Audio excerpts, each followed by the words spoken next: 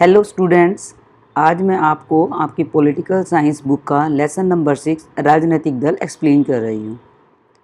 राजनीतिक दल की भूमिका लोकतांत्रिक व्यवस्था वाले देशों में बहुत महत्वपूर्ण है। अगर हम किसी देश के दूर दराज और ग्रामीण इलाकों में अगर जाएं, कम पढ़े लिखे व्यक्तियों से बात करें तो उन्हें संविधान के बारे में या सरकार के स्वरूप के बारे में शायद कुछ ना मालूम हो। राजनीतिक दलों के बारे में उन्हें कुछ ना कुछ ज़रूर मालूम होगा। कम से कम उन्हें इतना तो अवश्य ही मालूम होगा कि देश में कौन सा राजनीतिक दल शासन कर रहा है। तो राजनीतिक दल को लोग जो है एक लोकतंत्र या देश की प्रणाली के रूप में भी लेते हैं। तो देश में राजनीतिक दलों को हर कार्य के लिए उत्तरदायी ठहराया जाता है। कोई भी देश में अगर अच्छा कार्य होता है या अच्छी घटनाएं होती हैं या अच्छा काम होता है या बुरा काम या कोई बुरा परिणाम हो, उन सब के लिए राजनीतिक दलों को ही लोग उत्तरदायी ठहराते हैं। तो ऐसे में राजनीतिक दलों के अर्थ, उसकी आवश्यकता, इन सब को जानना हमारे लिए बहुत ज़रूरी है। तो सबसे पहले हम जानेंगे राजनीतिक दल का अर्थ। राजनीतिक दल कहते किसको हैं? दल का मतलब होता है समूह, लोगों का समूह को हम दल कहते हैं। राजनीतिक दल मतलब लोगों का ऐसा समूह जो राजनीति से संबंधित करता है या राजनीति से संबंधित कार्यों को करता है। तो हम आसान भाषा में कह सकते हैं कि राजनीतिक दल लोगों का एक ऐसा संगठित समूह होता है जो देश के लिए चुनाव लड़ता है, और चुनाव लड़ने के बाद जब वह दल जीत जाता है तो वो सरकार में राजनीतिक सत्ता को हासिल करता है। तो उसे हम राजनीतिक दल कहते हैं। ठीक है, सरल शब्दों में अगर हम ये बुकिश लैंग्वेज की परिभाषा नहीं याद कर पाते हैं तो हम सरल शब्दों में कह सकते हैं राजनीतिक दल जो है लोगों का एक ऐसा संगठित समूह होता है जो देश के लिए चुनाव लड़ता है। चुनाव के जीतने पर वह दल सरकार बनाते हैं। जीती हुई दल और सरकार देश के लिए नीति व कार्यक्रम बनाते हैं, उन्हें लागू करते हैं। ठीक है, अगला जनमत का निर्माण करते हैं।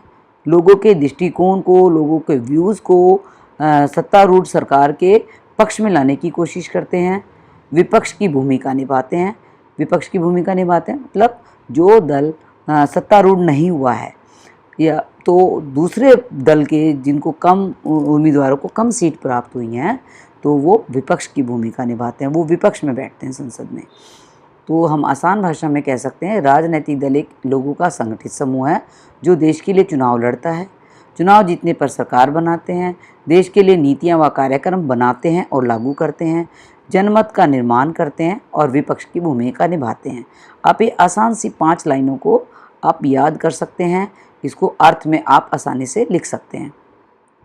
अगर आपको याद हो जाती है तो ये वाली परिभाषा भी आप इसको आसानी से याद कर सकते हैं। ये राजनीतिक दल का अर्थ हुआ। नेक्स्ट जो टॉपिक आता है हमारा वो है राजनीतिक दल के कार्य। राजनीतिक दल के कार्य। अब राजनीतिक दल काम क्या करता है? राजनीतिक दल बने हैं तो वो देश के लिए कुछ ना कुछ काम तो करते ही होंगे। तो क्या क्या काम करते हैं? जैसे मैंने अभी आपको बताया, राजनीतिक दल चुनाव लड़ते हैं।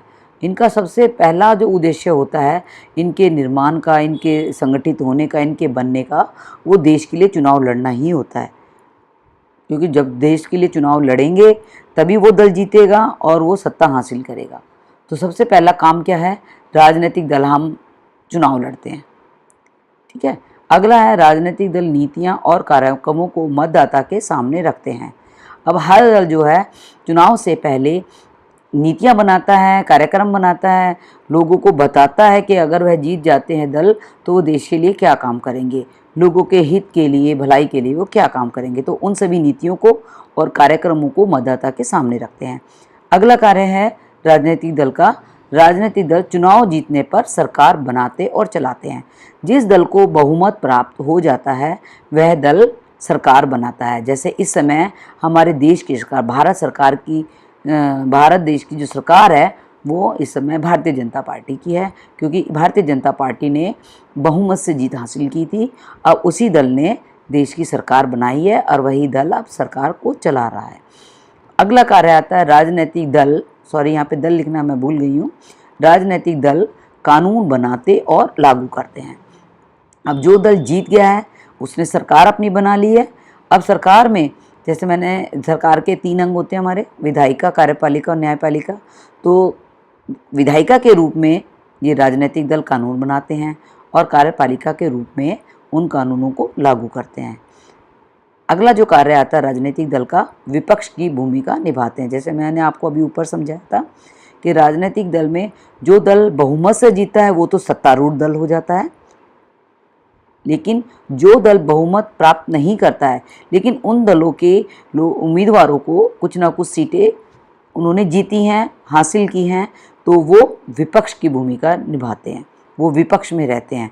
एक तो होता है सत्तारूढ़ दल और एक होता है हमारा विपक्ष दल। सत्तारूढ़ दल वो है जिसने बहुमत से जीत हासिल की और विपक्ष दल वो होता है जिसने बहुमत हासिल नहीं किया लेकिन उस दल के उम्मीदवारों ने किसी न किसी सीट पर जीत हासिल की है। अगला कार्य आता हमारा, राजनीतिक दल जनमत निर्माण में महत्वपूर्ण भूमिका निभाते हैं। लोगों का व्यूज़ को जो है वो सरकार के पक्ष में लाने की कोशिश करते हैं। अगला कार्य है, राजनीतिक दल सरकार द्वारा चलाए जाने वाले कार्यक्रमों को लोगों तक पहुंचाते हैं। सभी सत्तारूढ़ दल जो हैं वो ये कोशिश करते हैं कि लोगों की भलाई के लिए वो कार्यक्रम, कल्याण कार्यक्रम बनाएं, लेकिन खाली कार्यक्रमों के बनाने से वो लोगों तक नहीं पहुंचते। जब तक कि राजनीतिक दल ये कोशिश नहीं करते हैं, ये कोशिश करते हैं कि जितने भी कल्याणकारी कार्यक्रम सरकार ने बनाए थे वो लोगों तक पहुँचे भी। तो इस तरह से राजनीतिक दल के ये 7 कार्य मुख्य रूप से हैं। आपको ऐसे ही पॉइंट वाइज आप इनको याद कर सकते हैं। अगला जो टॉपिक आता हमारा लेसन का, उसका नाम है राजनीतिक दल के हिस्से। अब राजनीतिक दल है, अब इसमें दल में बहुत सारे लोग हैं, अब इसके हिस्से कितने होते हैं। सबसे पहला जो मुख्य व्यक्ति होता है राजनीतिक दल में, उसे हम नेता कहते हैं। हर पार्टी का नेता है। जैसे बीजेपी के जो नेता हैं हमारे मोदी जी हमारे नेता हैं। हमारे एरिया से भी जैसे हमारे यहाँ जो नेता हैं, तो सबको मालूम होगा अपने अपने एरिया के नेताओं का। राहुल गांधी नेता हैं जैसे, है ना, मोदी नेता हैं और अमित शाह हमारे नेता हैं। तो हर दल के नेता होते हैं। नेता जो है बिल्कुल जनता के समक्ष जिनका चेहरा होता है वो नेता होते हैं, और जीतने पर यही नेता मंत्रालय को संभालते हैं। ये हो गए हमारे प्रमुख अंग, जो हो गया हमारे राजनीतिक दल का पहला नेता। जब ये दल जीतेंगे तो इसके नेता ही आगे शासन करने के लिए आएंगे। अगले होते हैं सक्रिय सदस्य। नेता अकेले सारे काम दल का नहीं कर सकते। कभी हर जगह के जो है, जैसे चुनाव में प्रचार करना, प्रबंध करना, कहीं पे भाषण का इंतजाम करना या और कार्य करना, तो ये सब काम जो है सक्रिय सदस्य करते रहते हैं। नेता अकेले काम नहीं कर सकते, तो पार्टी के कामों को संभालने के लिए सक्रिय सदस्य जो होते हैं जो पार्टी के कामों को करते रहते हैं। इसके अलावा अनुयायी और समर्थक भी होते हैं। बहुत सारे लोग ऐसे होंगे जो सक्रिय सदस्य की भूमिका नहीं निभा रहे, नेता नहीं बन पाए हैं, लेकिन वो उस पार्टी को पसंद करते हैं, उसके अनुयायी हैं, उस पार्टी का समर्थन देने वाले हैं। तो ये भी पार्टी के कामों को करते रहते हैं। जैसे आपने देखा होगा, अगर सरकार की कोई पॉलिसी लोगों को पसंद नहीं आती है तो दूसरी पार्टी के जो है अनुयायी या समर्थक वो धरना देते हैं या आंदोलन वगैरह करते हैं। तो हम कह सकते हैं कि राजनीतिक दल के कितने हिस्से हो गए, 3, नेता, सक्रिय सदस्य, अनुयायी या समर्थक। नेक्स्ट जो टॉपिक आता है हमारा वो है राजनीतिक दल की आवश्यकता। राजनीतिक दल बनाने की ज़रूरत क्यों है। जब लोकतंत्र में हम एक तरफ ये कहते हैं कि लोकतांत्रिक देशों में जनता शासन है, जनता का शासन होता है, तो ऐसे में दलों की आवश्यकता हमें क्यों है। तो जनता ही शासन क्यों नहीं कर लेती है। तो आपने जैसे पहले भी पढ़ा होगा पिछली क्लासेस में कि लोकतंत्र जो है 2 प्रकार का होता है। एक तो प्रत्यक्ष लोकतंत्र होता है और दूसरा प्रतिनिधित्व पर आधारित लोकतंत्र होता है। पर अगर हमारे देश में प्रत्यक्ष लोकतंत्र होता तो शायद राजनीतिक दल नहीं होते और देश की पूरी जनता शासन में भाग ले रही होती। तो ऐसे में शासन चलाना या करना आसान नहीं होता। तो भारत ने लोकतंत्र की दूसरी व्यवस्था को अपनाया हुआ है, यानी प्रतिनिधित्व पर आधारित लोकतांत्रिक व्यवस्था को अपनाया है। इसमें क्या होता है, जनता अपने प्रतिनिधि को चुन देती है। सारी जनता जाके शासन नहीं करती, जनता अपने प्रतिनिधित्व को चुनती है और वो जीता हुआ प्रतिनिधि जनता की तरफ से शासन करता है। तो भारत में जो लोकतंत्र है वो प्रतिनिधित्व पर आधारित लोकतंत्र है। तो अब प्रतिनिधित्व पर आधारित लोकतंत्र है तो नेचुरली जब लोग चुनेंगे अपने प्रतिनिधि को तो उनके सामने बहुत सारे दल होंगे, तभी उन्हीं दलों को उनमें से वो लोग जो है चुन पाएंगे। तो प्रतिनिधित्व आधारित लोकतांत्रिक व्यवस्था में राजनीतिक दल चुनाव लड़ते हैं। बहुत सारे राजनीतिक दल हैं जैसे भारत में, तो लोगों के के ऊपर ये निर्भर करता है कि वो किस दल को पसंद करते हैं, किस दल के लोगों के काम को पसंद करते हैं, उसी को वो दल के लोगों को वो वोट डालते हैं और उसी को वो विजय प्राप्त कराने की कोशिश करते हैं। दल ना होने की स्थिति में सारे उम्मीदवार स्वतंत्र या निर्दलीय होंगे। जितने भी खड़े होंगे लोग वो किसी दल से संबंधित नहीं होंगे, वो स्वतंत्र होंगे। आज भी चुनाव के समय बहुत सारे लोग स्वतंत्र रूप से खड़े होते हैं, लेकिन ये स्वतंत्र अगर खड़े हो जाते हैं तो देश को चला नहीं सकते। तो ऐसे में दल की ही ज़रूरत पड़ती है देश के शासन को चलाने के लिए। अगला जो दल की आवश्यकता क्यों है, सरकार का समर्थन करने, उस पर अंकुश रखने के लिए राजनीतिक दलों की आवश्यकता होती है। अब जो सरकार का समर्थन कर रहे हैं, जो सत्तारूढ़ सरकार आ गई है, उसके लोग तो सरकार का समर्थन करेंगे, लेकिन अगर ये जो सत्तारूढ़ सरकार है किसी भी तरह का ऐसा कोई काम ना करे जो जनता के हित का ना हो, ऐसे में उनकी नीतियों पर, उनके कार्यक्रमों पर ध्यान रखने के लिए राजनीतिक दलों की आवश्यकता होती है। तो ये जो विपक्ष में रहने वाले राजनीतिक दल हैं, ये सरकार के ऊपर एक तरह से अंकुश का काम करते हैं। देश को चलाने व उत्तरदायी सरकार हेतु राजनीतिक दलों की आवश्यकता होती है। अब ऐसे में क्या, अगर स्वतंत्र रूप से चुनाव लड़ने वाले ये स्वतंत्र उम्मीदवार होते तो वो अपने एरिया की देश सरकार को तो चला लेते, लेकिन पूरे देश को कौन चलाता? जीतने वाला जो है प्रतिनिधि, वो तो अपने ही एरिया के, अपने ही क्षेत्र की सरकार को चलाएगा।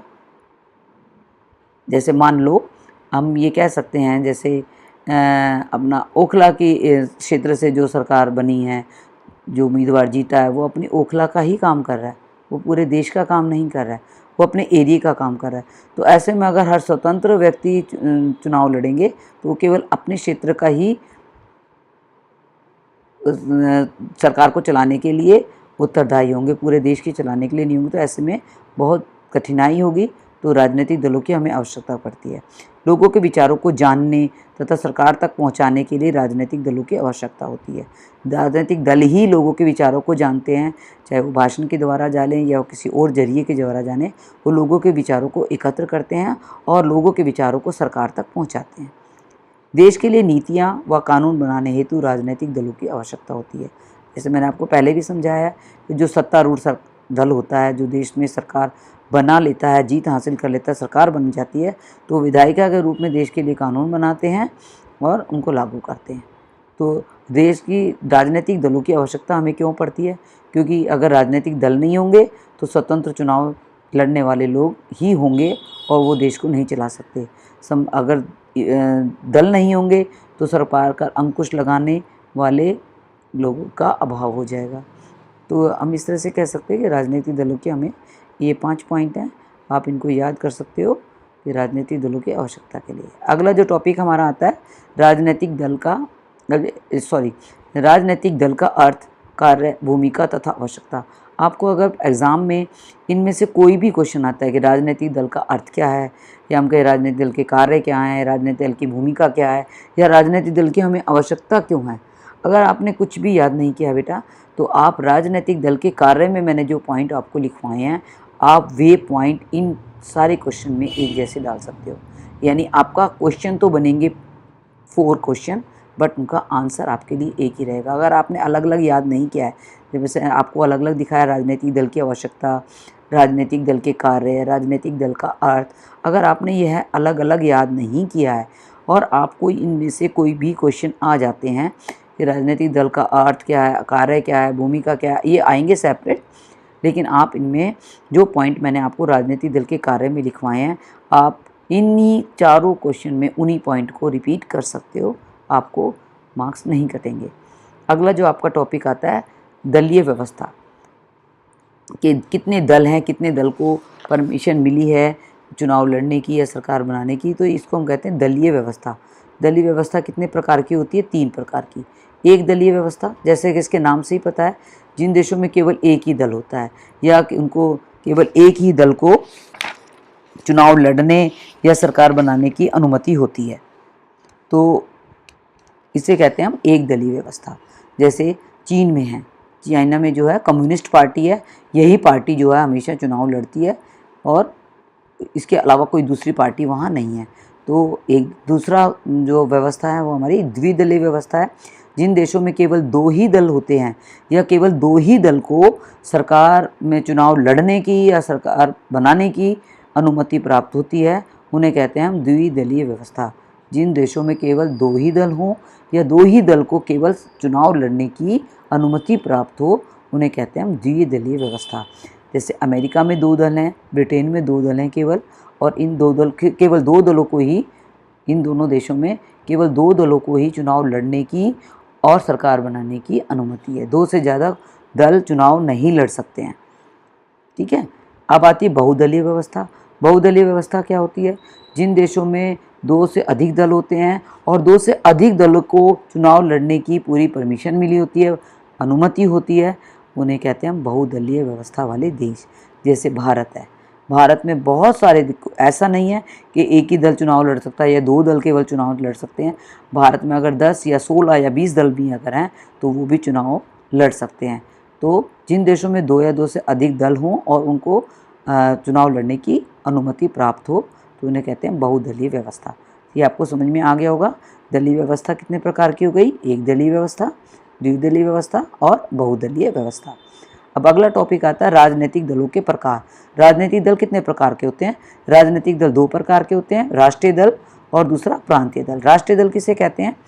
राष्ट्रीय दल वे दल होते हैं जो पूरे देश में कहीं पर भी चुनाव हो, उनको चुनाव लड़ने की अनुमति प्राप्त होती है। वह भारत के किसी भी राज्य में, जम्मू कश्मीर से लेके हमारे तमिलनाडु, केरल तक, या हम कहें गुजरात से लेके अपने अरुणाचल प्रदेश तक, किसी भी स्टेट में अगर चुनाव होते हैं तो ये राष्ट्रीय दल जो है चुनाव लड़ते हैं। इसके अतिरिक्त जो प्रांतीय दल होते हैं वे केवल अपने राज्यों में या केवल अपने प्रांतों में ही चुनाव वो लड़ सकते हैं। तो इसे कहते हैं प्रांतीय दल, जो केवल अपने क्षेत्र या अपने प्रांत में ही चुनाव लड़ सकते हैं, उन्हें कहते हैं हम प्रांतीय या क्षेत्रीय दल। और जो पूरे राष्ट्र में किसी भी राज्य में अगर चुनाव होते हैं वो चुनाव लड़ सकते हैं, ऐसे दलों को कहते हैं हम राष्ट्रीय दल। अब आपके बुक्स में भी दिया हुआ है ये 7 जो हैं हमारे राष्ट्रीय दल हैं। All India Trinamool Congress, Bahujan Samaj party, Bharatiya Janata party, communist party of India, communist party of India Marxist, Indian national Congress, nationalist Congress party. ये जो 7 पार्टी हैं ये भारत की राष्ट्रीय पार्टी हैं। इन पार्टियों को चुनाव आयोग द्वारा मान्यता प्राप्त होती है। ठीक है, तो इनको हम मान्यता प्राप्त पार्टीज भी कह सकते हैं, मान्यता प्राप्त दल भी कह सकते हैं। आपकी बुक में ये बिल्कुल क्लियरली दिया हुआ है राष्ट्रीय दल, और इन राष्ट्रीय दल का पूरा एक्सप्लेनेशन आपको दिया हुआ है। आपको इन दलों का जो मेन चीज़ याद करनी है, ज़्यादा एक्स्ट्रा याद करने की ज़रूरत नहीं है आपको।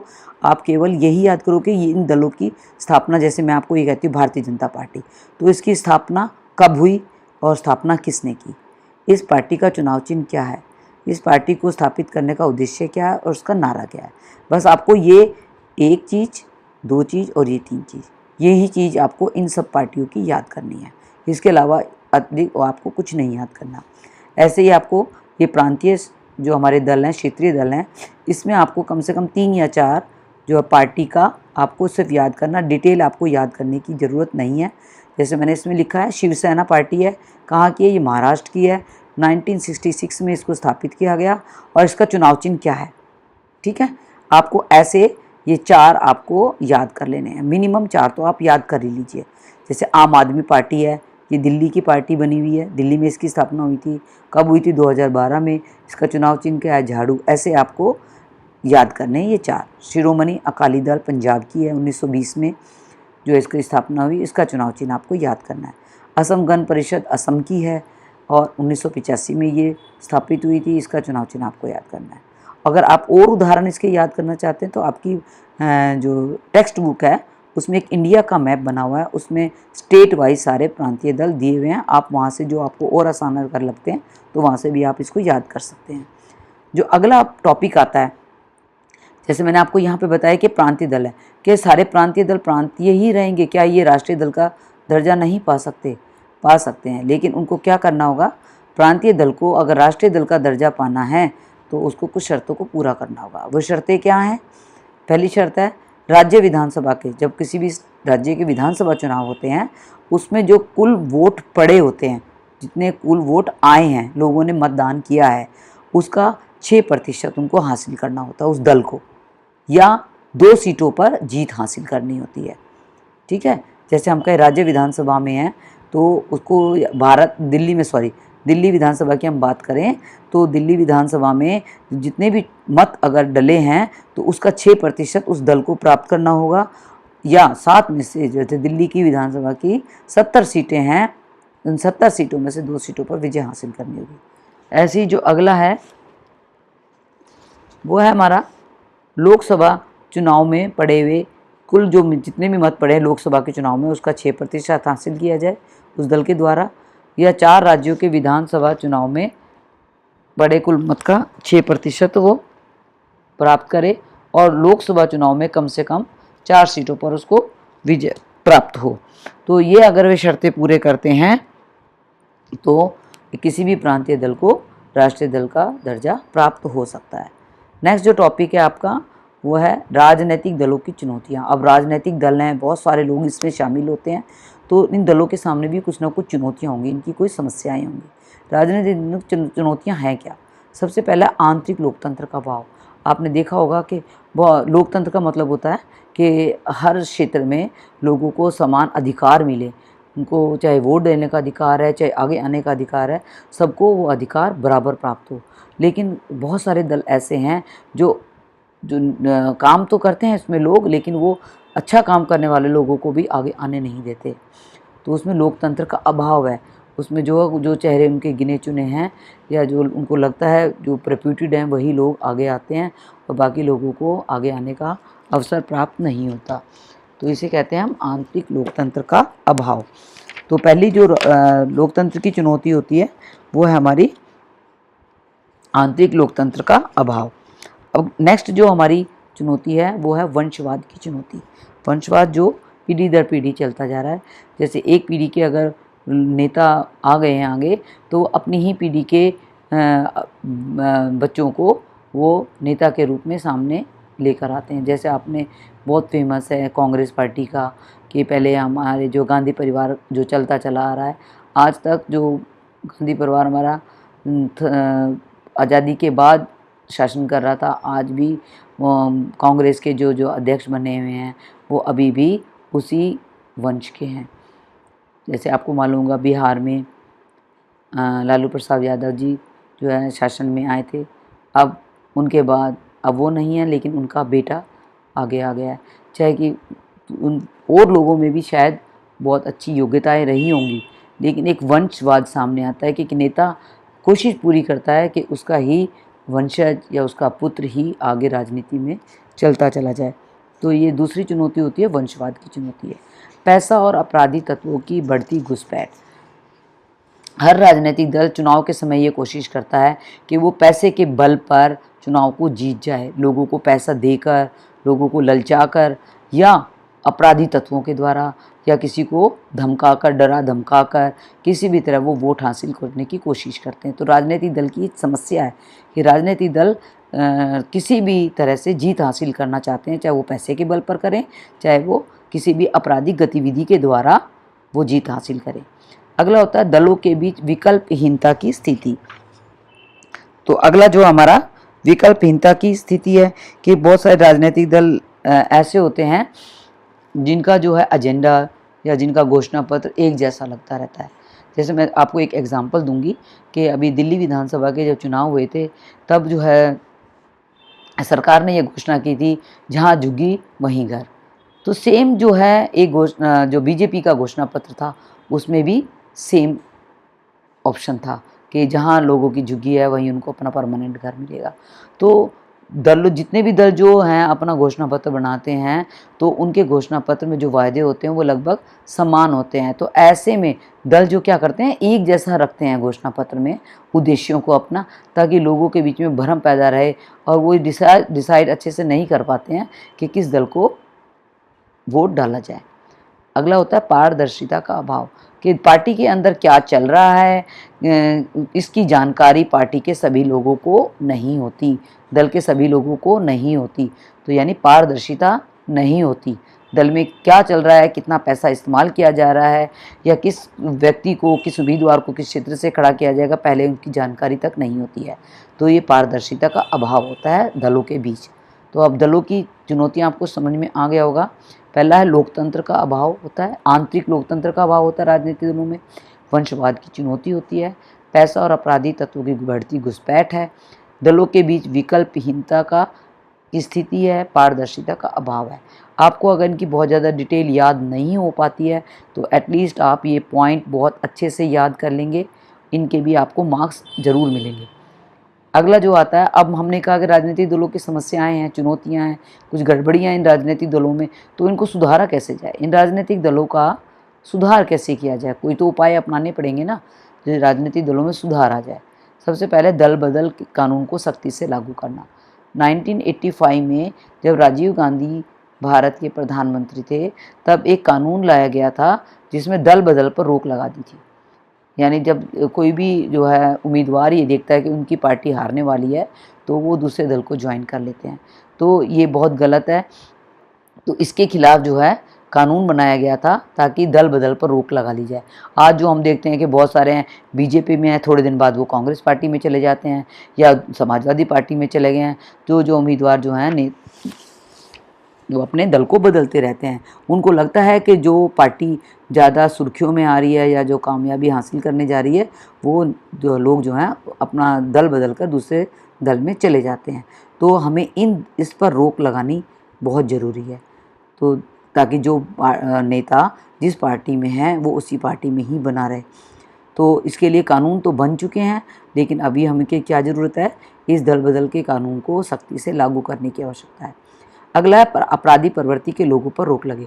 आपने सुना होगा कि बहुत सारे ऐसे जो पॉलिटिशियंस हैं जिनके ऊपर आपराधिक केसेस चल रहे हैं, लेकिन फिर भी वो चुनाव लड़ने के लिए खड़े हो जाते हैं। तो ऐसे में आपराधिक प्रवृत्ति के लोगों के ऊपर रोक लगाई जानी चाहिए कि वो चुनाव ना लड़ पाएँ, या चुनाव अगर वो लड़ने भी जा रहे हैं तो उच्चतम न्यायालय ने एक आदेश जारी किया है कि जिनके भी खिलाफ कोई आपराधिक मामला है तो वो एक शपथ पत्र के माध्यम से उसका पूरा ब्यौरा न्यायालय को पेश करेंगे और चुनाव आयोग को भी पेश करेंगे। तो दूसरा जो ये इससे क्या होगा कि जो आपराधिक प्रवृत्ति के जो नेता हैं जो चुनाव लड़ने के लिए आगे आ रहे हैं, उनके ऊपर कुछ पाबंदियां लगेंगी। अगला जो है, चुनाव आयोग ने एक आदेश और जारी किया है दलों को सुधारने के लिए कि सभी दल जो है सांगठनिक चुनाव कराना उनके लिए अनिवार्य है। तो आपको मालूम है हर एक दल में चुनाव होते हैं, उनका जो है अध्यक्ष भी चुना जाता है, उपाध्यक्ष चुना जाता है, वित्त सचिव चुना जाता है। उस दल को चलाने के लिए बहुत सारे पद होते हैं, उनके लिए ऐसा नहीं है उनको खाली मनोनीत कर दिया जाए कि हर दल को अपने दल के पदों को भरने के लिए चुनाव कराने चाहिए। ठीक है। अगला जो सुधार हेतु जो उपाय है, राजनीतिक दलों द्वारा आय कर रिटर्न भरना अनिवार्य कर दिया गया है। राजनीतिक दल जो हैं सबके पास इनकम के सोर्स होते हैं, कहीं से उनको डोनेशन मिलती है, कहीं से उनके पास पैसा आता है, तो उस पैसे के ऊपर इन राजनीतिक दलों को रिटर्न भरना अनिवार्य कर दिया गया है। अगला जो सुधार है वह राजनीतिक दलों के आंतरिक कामकाज को पारदर्शी बनाया जाए। राजनीतिक दलों में जो भी कामकाज हो रहा है वो पार्टी के सभी लोगों को भी पता चले और जनता को भी उस पार्टी के काम का पता होना चाहिए। अगला जो है, राजनीतिक दलों में महिलाओं को उचित प्रतिनिधित्व मिले। कि राजनीतिक दल में क्या है, मैक्सिमम राजनीतिक दलों में पुरुषों की बहुलता है, तो ऐसे में महिलाओं को भी आगे बढ़ने का अवसर मिलना चाहिए, उन्हें भी राजनीति में आने का अवसर मिलना चाहिए। तो कम से कम 1/3 जो है सीटें महिलाओं के लिए आरक्षित होनी चाहिए। अगला है, चुनाव का खर्च सरकार उठाए। आपने देखा होगा जब चुनाव होते हैं तो जो पार्टियां जो हैं वो बहुत सारा खर्चा करती हैं, चाहे वो प्रचार के लिए करे, पम्फलेट या भाषण के लिए, या कहीं पर वो शो कर रही है, रोड शो कर रही हैं, तो इन पे बहुत सारा खर्चा वो करते हैं। या लोगों को जो है रिझाने के लिए कुछ मुफ्त में भी चीज़ें दी जाती हैं, कहीं पर पैसे बांटे जाते हैं। तो ऐसे में जो है दल जो है बहुत सारा खर्चा करते हैं चुनाव को जीतने के लिए। तो सरकार को इस खर्च पर भी पाबंदी लगाई जानी चाहिए कि सरकार जितना पैसा दलों को दे, केवल दल उसी पैसे को खर्च करें चुनाव के प्रचार के लिए। तो इनसे जो है चुनाव जो दलों पर रोक लगेगी, उनके अंदर सुधार आएगा। ठीक है, ये तो हमारे 7 सुधार हो गए जो राजनीतिक दलों को सुधारने के लिए कानूनी तौर से लागू किए जाने चाहिए। लेकिन इसके अलावा दो और भी हैं जो हम राजनीतिक दलों को सुधारने के लिए कर सकते हैं। राजनीतिक दलों पर दबाव बनाया जा सकता है। इसको दबाव बनाने के लिए लोग क्या करते हैं कि राजनीतिक दलों को जो पत्र लिखते हैं, प्रचार करते हैं, आंदोलन बनाते हैं, आंदोलन करते हैं, ताकि सरकार के ऊपर दबाव बनाया जा सके अपनी नीतियों को मनवाने के लिए। इसके अलावा सुधार की इच्छा करने वाले व्यक्तियों को दलों में शामिल होना चाहिए। इसका मैं एक एग्जाम्पल दूंगी। आपको याद होगा अन्ना हजारे ने एक आंदोलन किया था जन लोकपाल बिल के लिए।